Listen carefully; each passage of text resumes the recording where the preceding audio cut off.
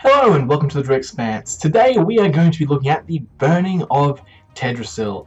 And yes, as you can tell from the title, I am basically picking a fight with probably 95% of the World of Warcraft fanbase. Because if the amount of hatred that has come out of the burning of Teldrassil has shown anything, it's good and evil are apparently that black and white in World of Warcraft. But as the title also implies, I am basically going to be making the argument here that Sylvanas is not evil.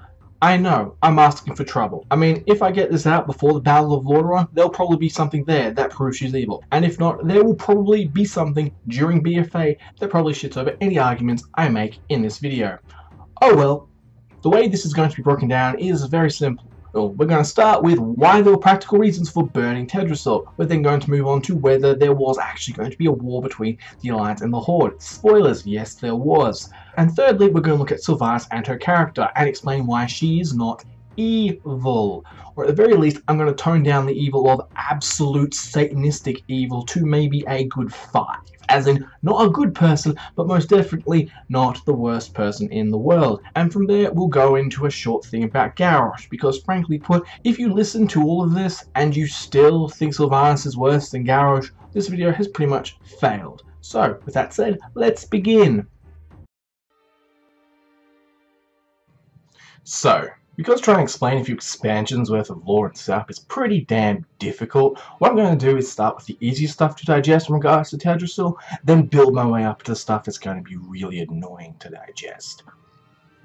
And so, to begin with, let's start with the burning of the tree, and the most practical reason for burning Teldrassil that no one seems to have mentioned, and that is Teldrassil is an alliance capital city. I'm sorry for all those who are probably thinking, wow, you're cold, but if you're in the middle of a war, why in the world would you try and take a city that is on top of a fucking tree that reaches the sky instead of just burning the tree? It's like freaking saying, oh, I'm going to invade Stormwind, but I'm not going to destroy Emberland Forest in the process because I don't want to harm nature. It's ludicrous. The Horde moves into Darkshore. It basically DT rushes Ashenvale, then Zerg rushes Darkshore, and you're telling me, oh, burning Teldrassil, that's the bad idea? The bad idea to begin with was to try and blockade it. That was the nice thing Sylvanas was trying to do, surprisingly enough. But the one caveat to all of that was, as she pointed out from the beginning, they need to have no hope. They need to show no resistance. Otherwise, trying to hold that area of the planet would be insane. The Alliance still has the Azure Mist and Blood Mist Isles to the west of Teldrassil. You know, the Exodar, they've still got those islands. So if you're the Horde and you want to try and have warfare over Teldrassil and Darkshore, you're basically asking for a problem. During the War of Thorns, it's proven Darkshore is nearly impossible to defend. So with the Horde and Sylvanas particularly leading them, the question becomes, okay, I've got my army here, I've basically used too many resources to get here, and now I can't capture the tree.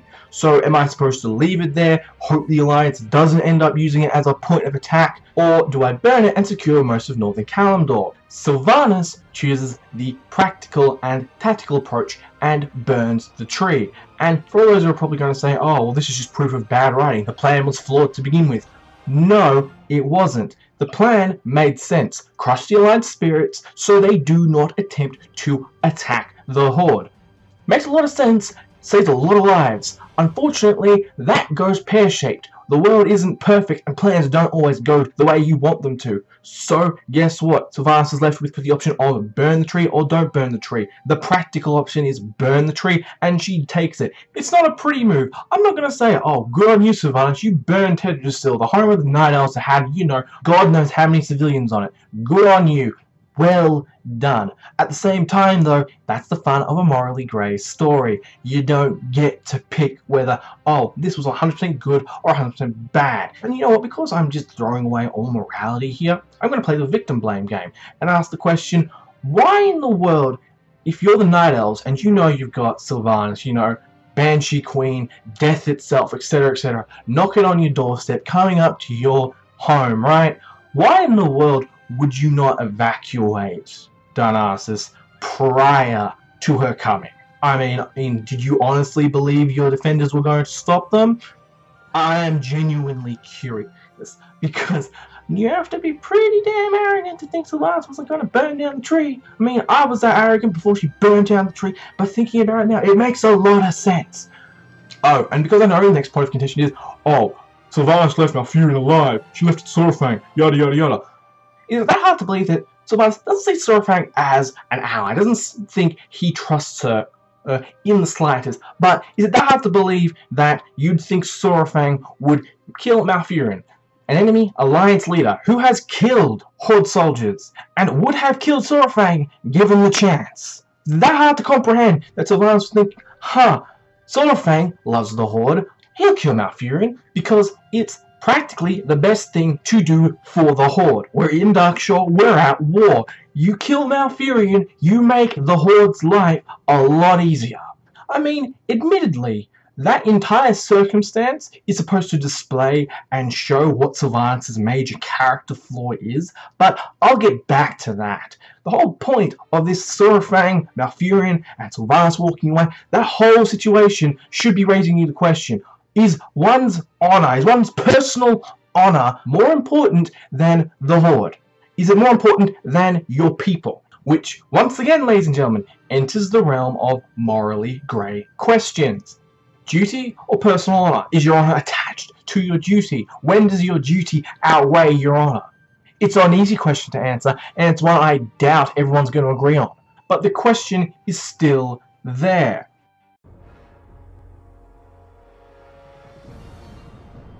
So you want to know if this war the Horde started is justified? Well, short answer is yes. Why? Well, to answer that, I'm going to have to go on a reasonably long tangent and ask a few very, very important questions. And the first question is, of all the rage, of all the anger about what is actually going on in regards to BFA and World of Warcraft, why is no one complaining about pretty much everything that's going on being a repeat of history? What am I talking about? Well, that leads on to the other very important question, and that is, was Orgrim Doomhammer's Horde evil? Was Orgrim Doomhammer a bad person? Yes, that's my question, because guess what? Between Blackhand and Garrosh, their hordes were almost identical. And then when you chuck in Sylvanas versus Orgrim, they pretty much have the same reasons for doing everything. And on top of that, they have the same ethics. I mean, Orgrim Doomhammer had the original Death Knights created. He allowed the dragons to be enslaved and used them as weapons of war.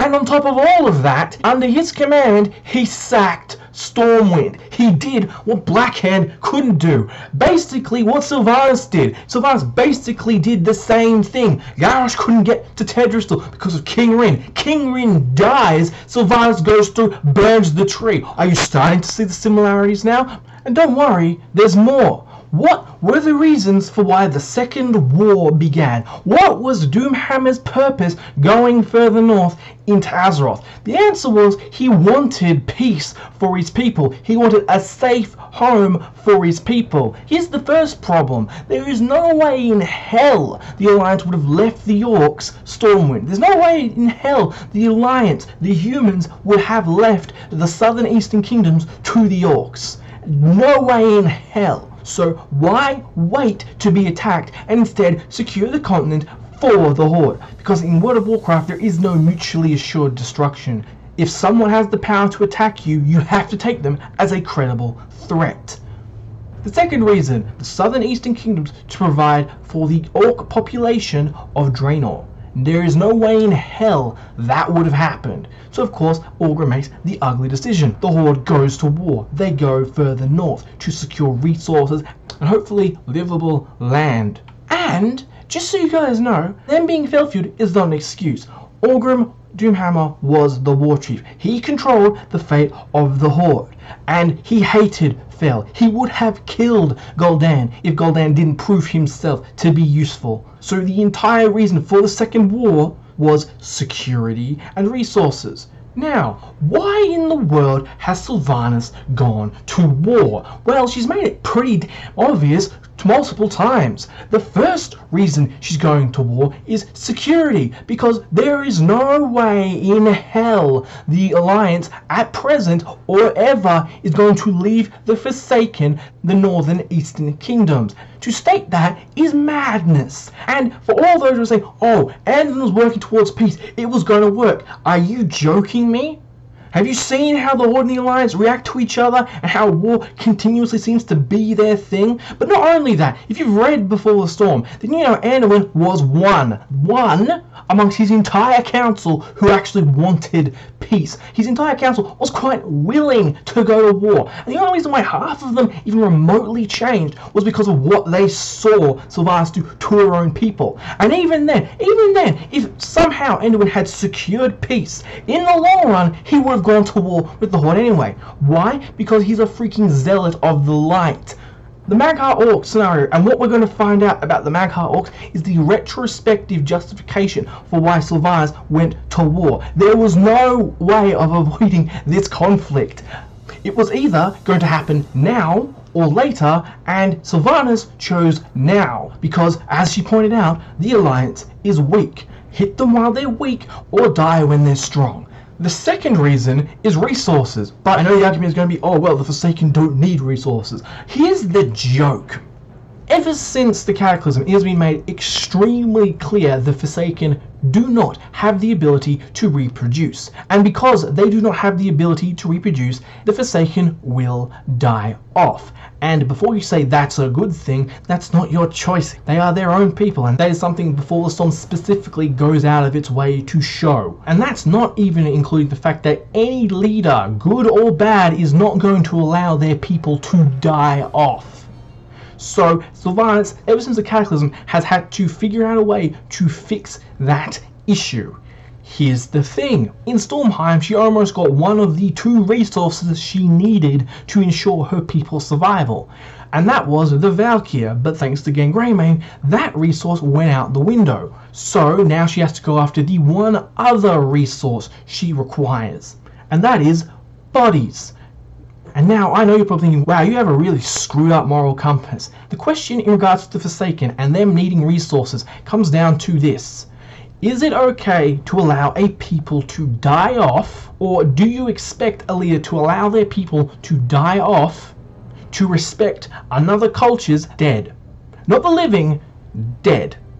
That is the ethical question that is raised with the Forsaken. And if everyone's okay with the Forsaken dying off, sure, be like that, but then if you expect Sylvanas to be even remotely amicable to the living, then you're mad. Oh yeah, you have society, you have people, but you know what? We want to respect our dead more so you know what? We're going to shake your people off and they can go die in a hole, because we don't want our dead to be desecrated, even though they are dead. Or I know the response is going to be, she's bringing them back from the dead. There's a big difference between desecrating the dead and bringing them back to life. And you know, that would be a valid argument if, I repeat again, if it wasn't for the fact the dead could die again.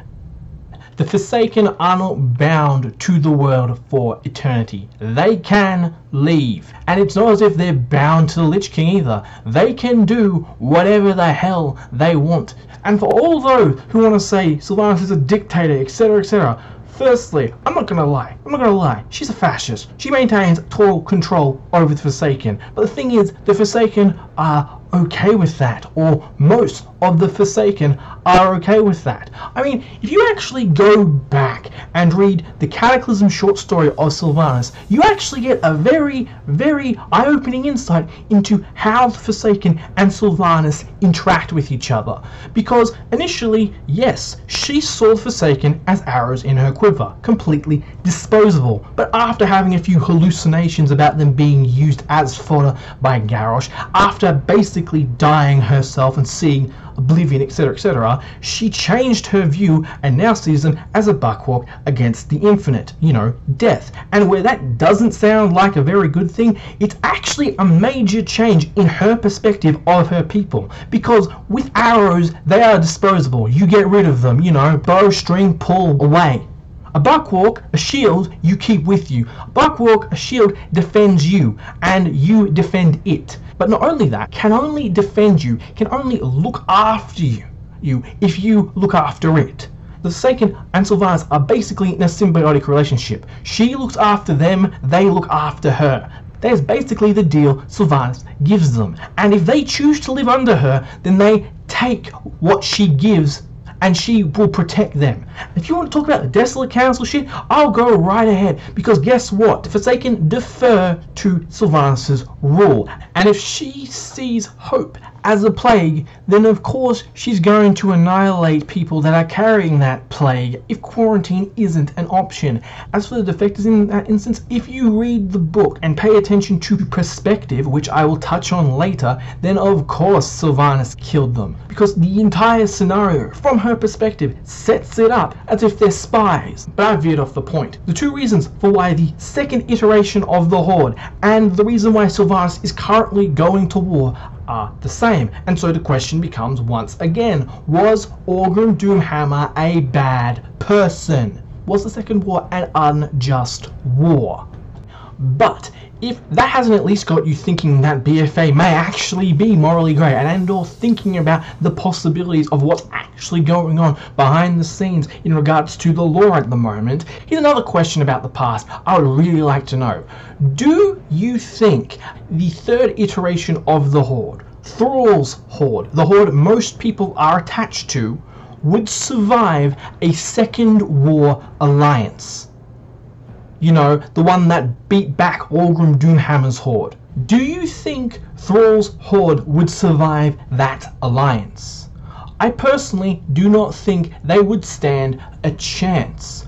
Why? Well, this comes back to Dalen Proudmoore and Jaina Proudmoore, because Dalen, where admittedly it was a surprise attack, was giving the Horde a massive amount of trouble, and he quite willingly died trying to annihilate the Horde. And we can only imagine what would have happened if Jaina had decided to work with him.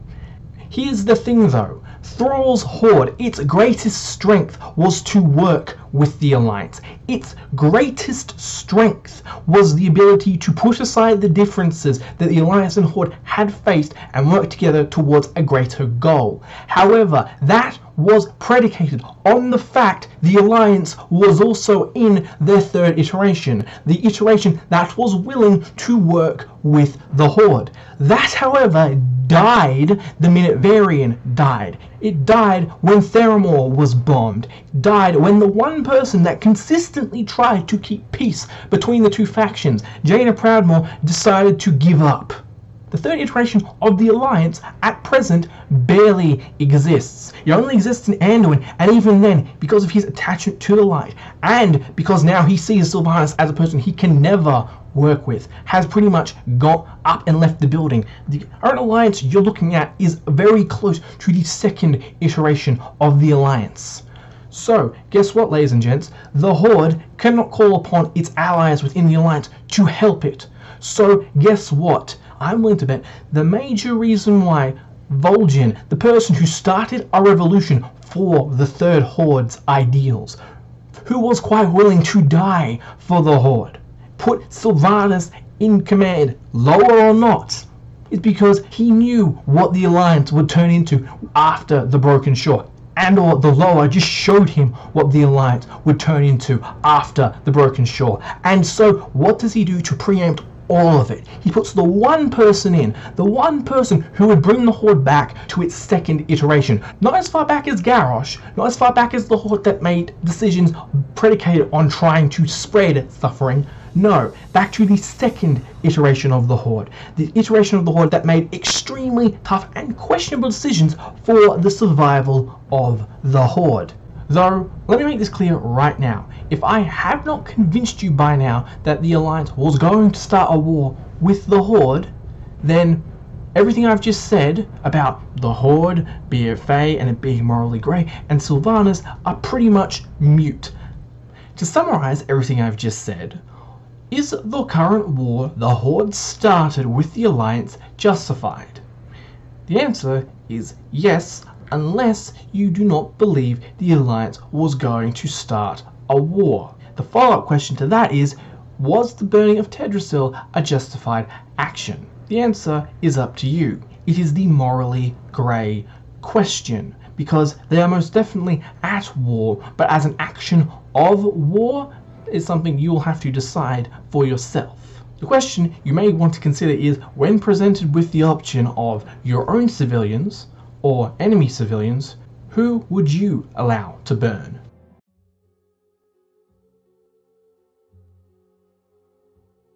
So, Sylvanas Windrunner is evil. Cool, okay. I understand good and evil are subjective terms, so if you consider Sylvanas evil, that is completely up to you. However, the one contradiction I want to just make sure you're not having is that if Sylvanas Windrunner is evil, right, then that pretty much makes Illidan Stormrage evil, right? I've heard the word genocide thrown around a lot when it comes to Teldrassil, and it's like, okay, I cannot argue that. It is pretty much genocide, what she did. However, if that act of genocide pissed you off, then when Illidan decided to shatter Nathrasa, similar to what happened to Draenor and what created Outland, that is okay or not? Because I'm under the impression that is a not okay thing. But if it is, then I'm assuming it's because it was for Azeroth, it was for better reasons than Sylvanas, right? Because he wanted to protect us, Azeroth, his love, Tyrande. That justifies Illidan's actions, right? Right? But you know what? I'm not even going to argue the anti-hero, that is Illidan Stormrage, versus the villain, apparently, that Sylvanas Windrunner is. All I'm going to say is that from that conversation, what happens is a distinction between means and ends. Means being how, and ends being why. And this is where I find the very interesting conversation of Sylvanas being evil seems to have, well, been non-existent.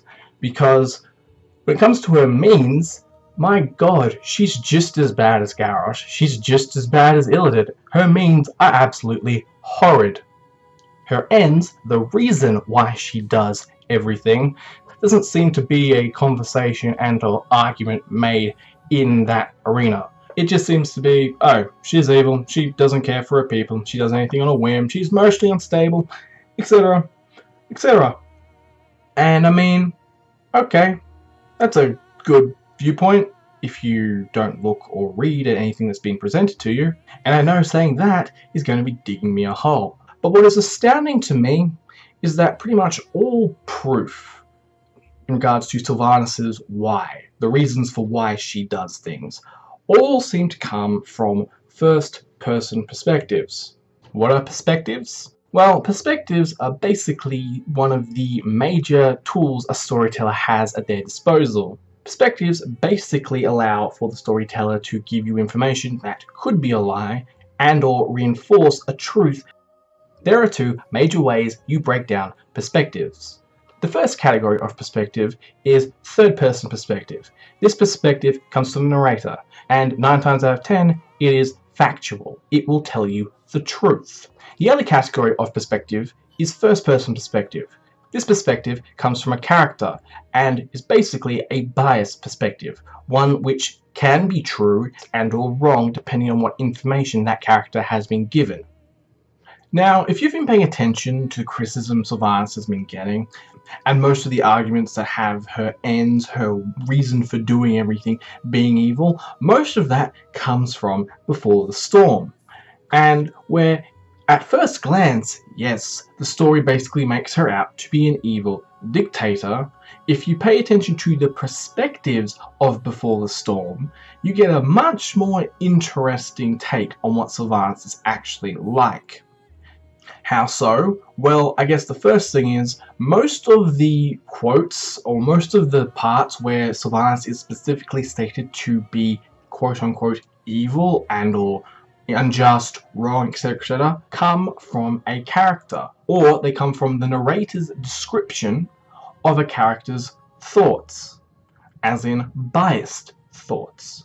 And the one statement that I have yet to see mentioned about Before the Storm, that is specifically in relation to Sylvanas, is that Enduin specifically states that no one on the Alliance has any clue as to what Sylvanas' true goals are. And a very large portion of the criticism that comes of Sylvanas and calling her evil comes from Alliance characters. What I have just described, though, does not explain Sylvanas' major claim to fame in regards to being evil from before the storm, and that was her decision to kill the members of the Desolate Council, those that were running away and those that were willing to run to her. If you have not seen the Warbringers animated short, I highly suggest you do, as it gives a very good reason as to why Sylvanas does not like hope. Because when she believed in hope, people died. People she wanted to care for died. And that, in part, is the reason why she killed the members of the Desolate Council that were running back. Because Sylvanas truly sees hope as a disease, as something completely horrible that will get people killed, and she does not want her Forsaken to fall for the same trap she did. It is a very twisted reason, but it is still more of a reason than Garrosh ever gave. But don't worry, I'll get to him later on. The other major reason why Sylvanas killed the Desolate Council is because of trust. And you're probably thinking, wow, trust, that's your justification. That's a pretty shit justification. And where I completely agree with that, it's not the motive of, I want to maintain power. It's not the motive of, I don't want to lose control of the Forsaken. It's not, to my knowledge at least, evil. And to explain this lack of trust, I'm going to start with the Alliance, because it's easier. Sylvanas has no reason to trust the Alliance. They blame her and the Horde for the death of King Varian Wrynn. He is considered one of the best kings of the Alliance. She is dealing with his son. For that son not to feel some resentment towards her in any way, shape or form, or at least from her perspective, and anyone's perspective to be honest, to not feel at least slight resentment towards her, would be honestly strange. But it turns out Anduin does not feel that much resentment, because Anduin is Anduin. But once again, Sylvanas does not know everything. Second reason why she has no reason to trust the Alliance. Gen Greymane is counsel to the king. He wants her dead. He wants the Forsaken dead. Yes, by the end of this book, his mind changes.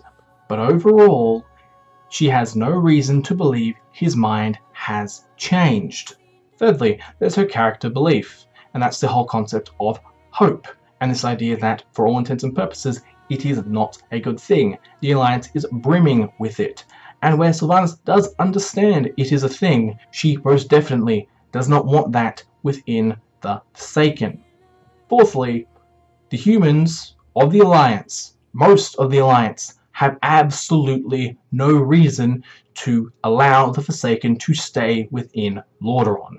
I mean, Sylvanas made the very apt point that the Forsaken are the original inhabitants of this land. Lordaeron is technically the Forsakens, and it's a very apt point, but she has no reason to believe the humans will acknowledge that right.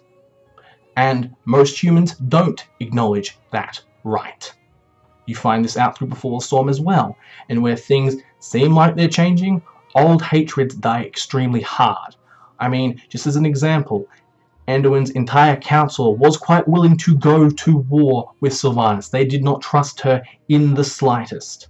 And lastly, and most interestingly, when Kalia makes her reveal, Sylvanas makes the commentary that there's no way Anduin could have organised this by himself. And most people have taken that as proof that Sylvanas just wanted to kill people and maintain control.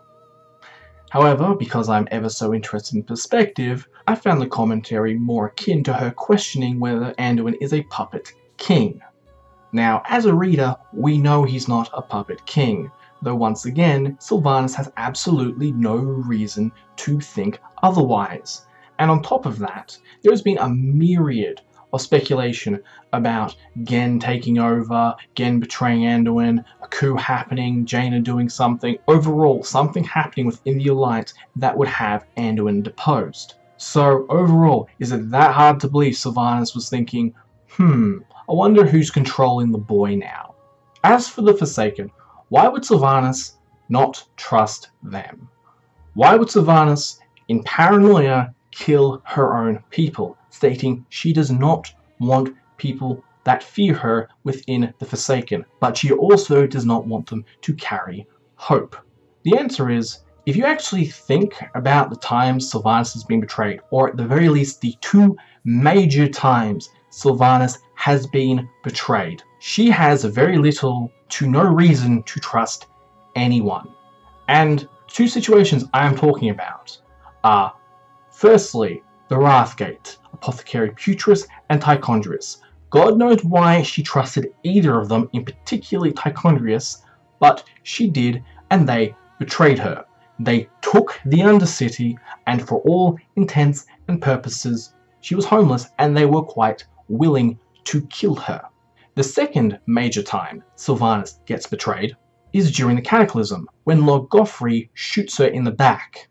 They had just taken down the Gilnean Liberation Front, and what he does is he shoots her in the back and kills her.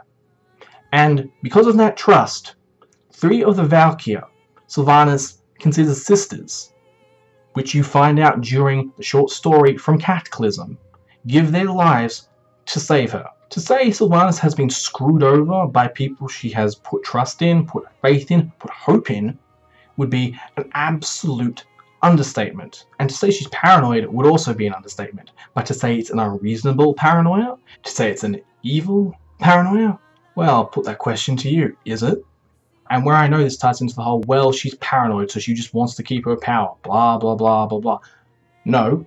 The first major reason I mentioned was that she does not like hope, but at the same time, she does not trust anyone. And this is her character flaw. She still actively works to keep the Forsaken going, but overall, her character is slightly shattered.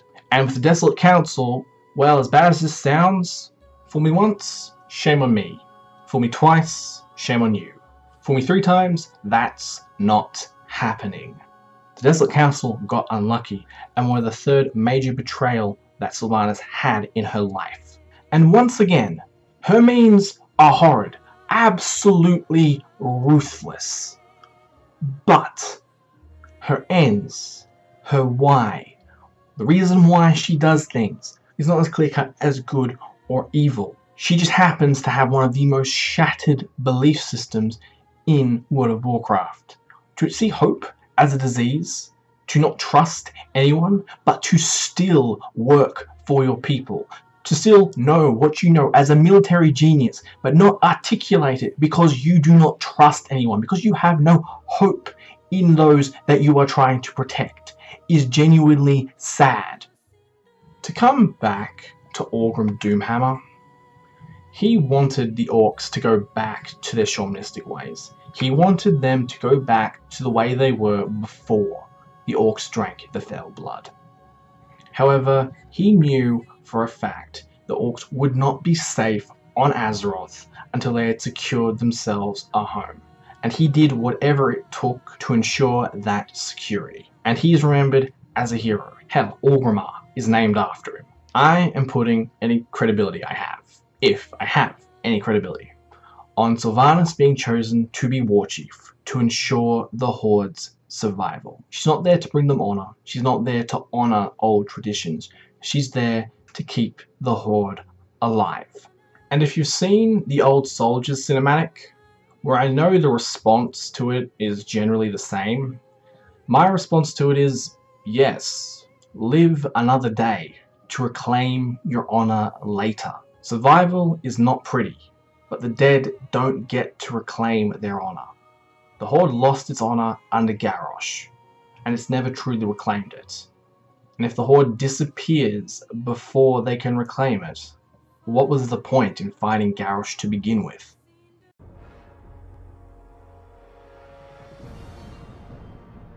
So I'm basically finished with all my main points, etc. But I just need to address the Garrosh equivocation, because how people think she's worse than Garrosh still amazes me. Why is Garrosh worse than Sylvanas? The answer is pretty damn simple. Garrosh inherited Thrall's Horde. Where Thrall's Horde was not at war with the Alliance, it still had relations with the Alliance, mainly through Jaina Proudmoore. Overall, it was a situation that could have been worked through, and where you can argue he went to war for the right reasons. The people of Orgrimmar were starving, etc., etc. They needed resources. We can argue that all day. By the end of the war Garrosh started, he had turned into a war criminal. Basically, he mimics Blackhand. The only difference between him and Blackhand is that Blackhand didn't go to war for the right reasons from the beginning. Garrosh, you can argue he did go to war for the right reasons. By the end, he had turned into a monster. He had twisted the ideals of blood and honor, victory and death to only fit the orcs, and basically turned the Horde into the original Horde minus the Fellblood. But given the chance, I'm almost certain he would have started feeding people the blood of Yogg-Saron. Anyway, the reason why Sylvanas is not that bad is because she inherited Vol'jin's Horde and technically Garrosh's Horde. The Horde that had an alliance that was willing to go to war with it, and it was only a matter of time. So with Sylvanas, the reasons why she went to war and the reason why she's not a Garrosh 2.0 is because the Alliance was going to go to war with them. She did not turn a peaceful situation into a warlike one. She just accelerated what was going to eventually become a war. And once again, making her very, very similar to Orgrim Doomhammer after he inherited the Horde from Blackhand. And the one thing that both of these Hordes lack is Shawmans, which the Horde has actually lacked since the Cataclysm. And when we finally get a return of Shawmanism to the Horde, there is a highly likely chance you will start to see the return of Thrall's Horde. But until then, you're stuck with Sylvanas being the Orgrim Doomhammer equivalent, and Garrosh being the Blackhand equivalent, the worst of the leaders.